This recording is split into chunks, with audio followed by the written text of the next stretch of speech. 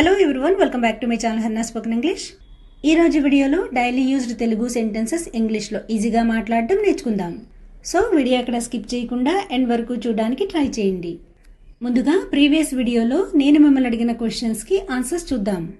Number 1, మీరు అలా మాట్లాడకుండా ఉండాల్సింది.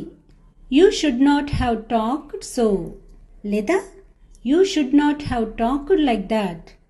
నెంబర్ 2, ఆఫ్టర్నూన్ని ఇంగ్లీష్లో మధ్యాహ్నానంతరము లేదా అపరాహ్నము అంటారు.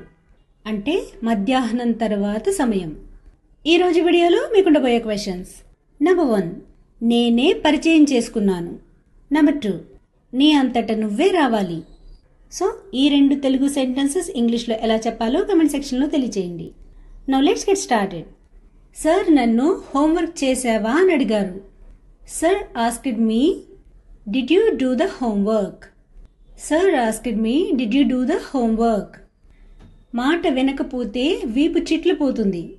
పిల్లలు ఎప్పుడైనా మాట వినకపోతే అప్పుడప్పుడు ఇలా అంటూ ఉంటాం కదా, if you don't listen your back is going to crack, లేదా you are going to get a beating, you are going to get a beating.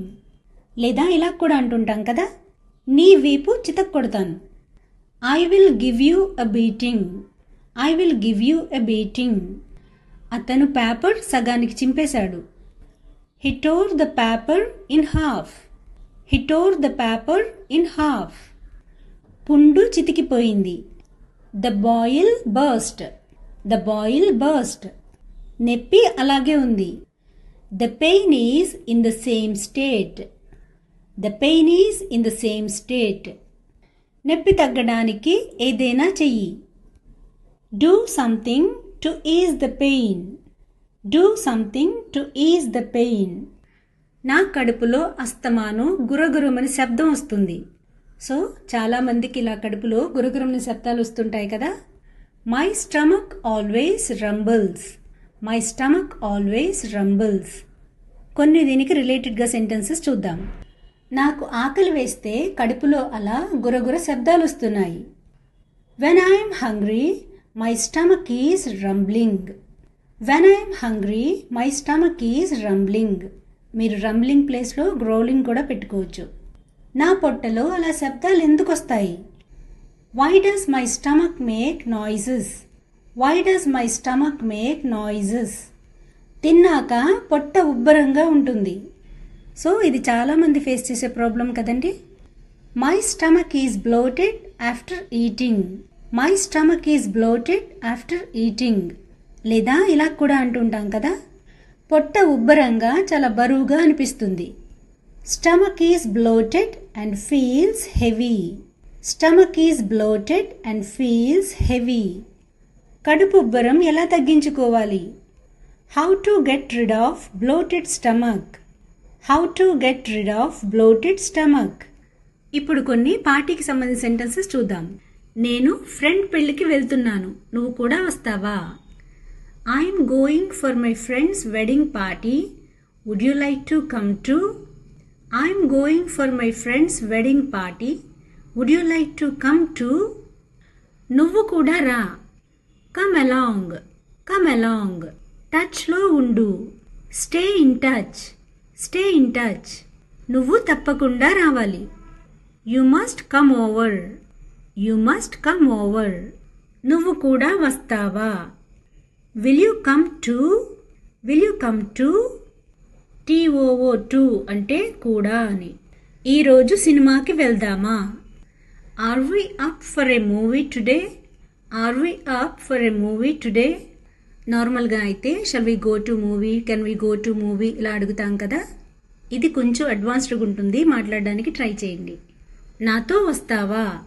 Want to join me, want to join me. లేదా నార్మల్గా చెప్పాలంటే will you come with me. నువ్వు ఏ రోజులు ఖాళీగా ఉంటావు?